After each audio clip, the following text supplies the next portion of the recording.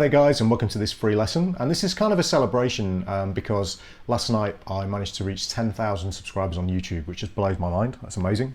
So thank you to all of you guys who subscribed, and I hope this this line and this concept kind of you know, is useful to you, and I hope it's a little bit of a reward for you know, subscribing to my channel. I really can't thank you enough.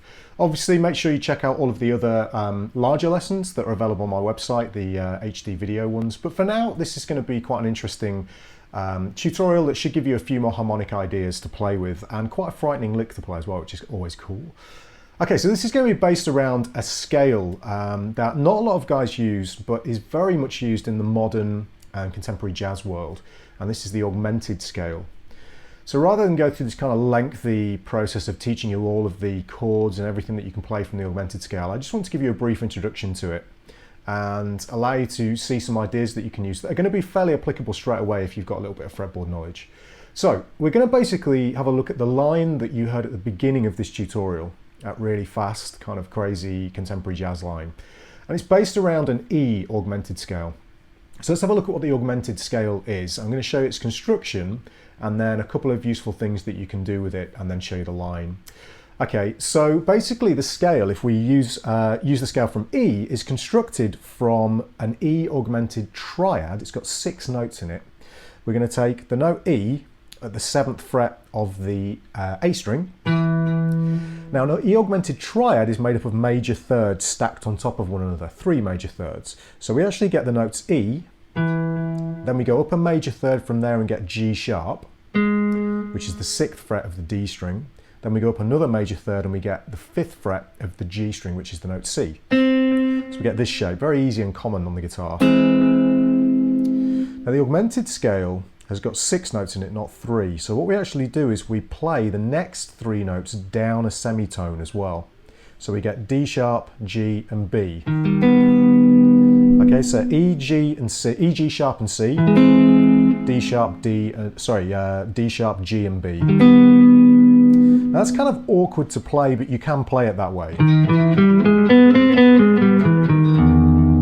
That's the sound of the scale. Basically I'm playing 6 to 7 on the A, and then 5 to 6 on the D, and then 4 to 5 on the G.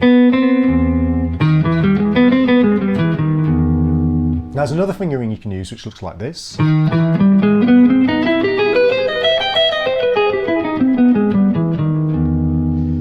Which you'll find in the tablature on my website. There's a link underneath the YouTube video, but those 2 methods don't necessarily yield the most melodic results, because as with most scales, when you first start learning them, you tend to just run through those shapes.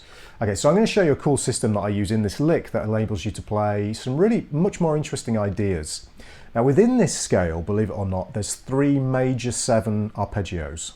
Okay, major 7. There's one built from each of these initial root notes that we looked at, E, G sharp and C.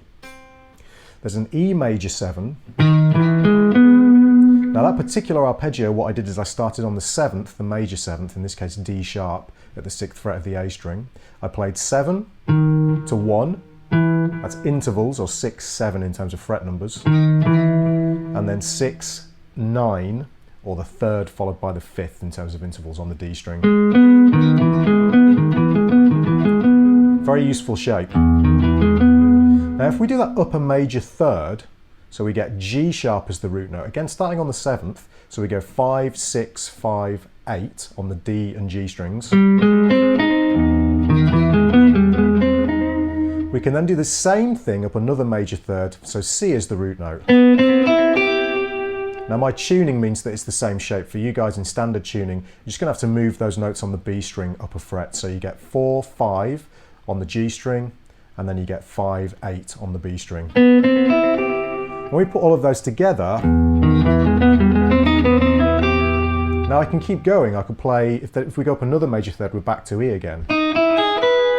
Then we go up another major third, G sharp, up another major third to C,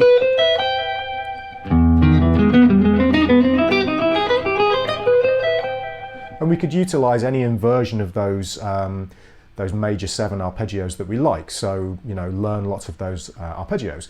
Now, what a lot of modern jazz guys do, Jonathan Kreisberg, Adam Rogers, Kurt Rosenwinkel, is they'll make riffs or chord progressions out of those 3 major 7 chords. Okay, so the little backing that you heard at the beginning of the video where the lick was played over is basically constructed from an E major 7 and a C major 7 chord. So those 2 chords are from this E augmented scale, this symmetrical scale. Now what I did to make them sound a little bit beefier or to give them more bottom end is I took not the root note in the bass but the 5th in the bass. So here's my root note E, and I played the E, the root note, the 3rd and the 7th, and then put the 5th, which in this case is the note B, in the bass. Which is a real common thing for jazz musicians to do, and other musicians as well. So that's E major 7 with B in the bass. I then moved that down to C at the 3rd fret and put G in the bass. And that gives me a really powerful sounding structure.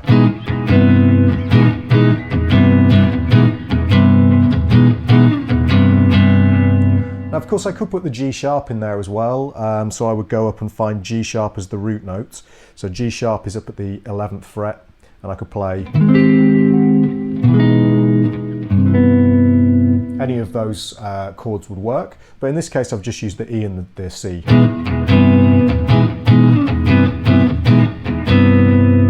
I then constructed a line based around these 3 major 7 arpeggios, and the line slowly goes like this.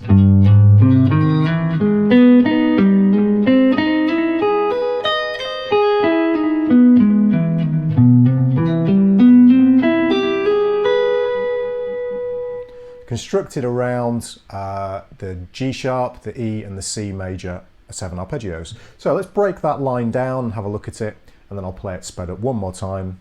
And hopefully you'll get some enjoyment out of playing that line and constructing your own major 7 based augmented scale licks. So let's have a look at it. Okay, so I'll come in nice and close to teach you the lick.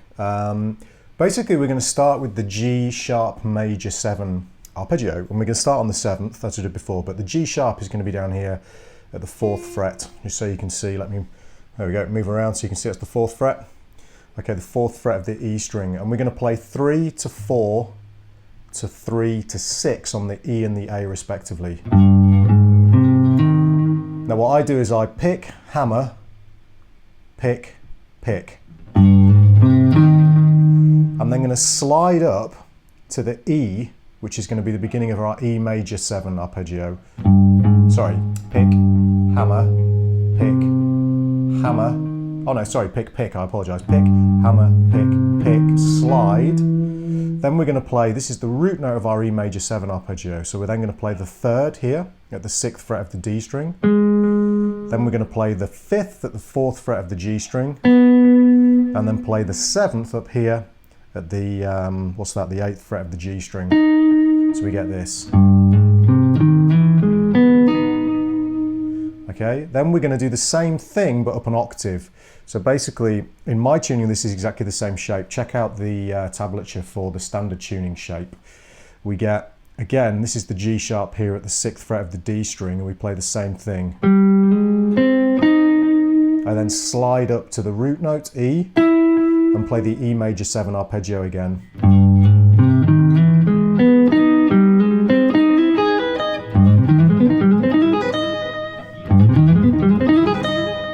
Okay, check the tablature for the picking directions I'm using there, and again that may differ in standard tuning. Don't just do what I'm doing, obviously look at what I'm doing, but if you find a better way of doing it for yourself, stick with it. Okay, then I'm going to come down and E augmented, so this is the actual augmented triad, going. Now again, I'm not going to show you the exact tablature for this, because if you're in standard tuning, check out the standard tuning tab. If you're in 4th tuning like me, use the 4th tuning tab. I'm going to provide both. If I teach this now in 4th tuning, it's going to be completely useless for all you guys in standard tuning. But this is an E augmented arpeggio. I then pull off to the major 7th of the E major 7 arpeggio and come down the rest of that E major 7 arpeggio. 7, 5, 3, 1. Then I'm going to slide down to the major 7th. Okay, so we've not used the C major 7 arpeggio yet, so I'm going to do that now. I start on the 7th, which is the B, here at the 7th fret of the E string with the 2nd finger. I'm going to hammer on to C, which is the root note. Then I'm going to play the 3rd here at the 7th fret of the A. Then the 5th here at the 5th fret of the D. Hammer on to the 7th, that's that same shape again. Then I do the same thing, slide up to C. Then I'm going to play the 3rd here at the 9th fret of the G string. And then the 7th fret, this is the 5th here at the, for me it's the 7th fret, for you guys it'll be the 8th in standard tuning. So we get... Now that's the end of the 2nd bar, so we're playing 16th note here and 160 BPM, it's very fast. Then I'm going to play the 8th fret or 9th fret in standard tuning on the B string and let that ring into the 6th fret or 7th fret in standard tuning of the E string.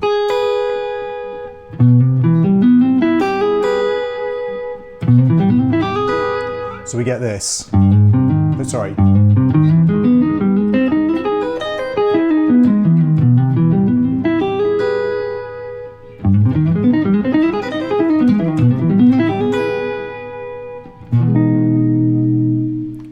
And there you have it. Okay, so that's our augmented scale and the lick in the key of E, or E augmented. Hope you've enjoyed this lesson.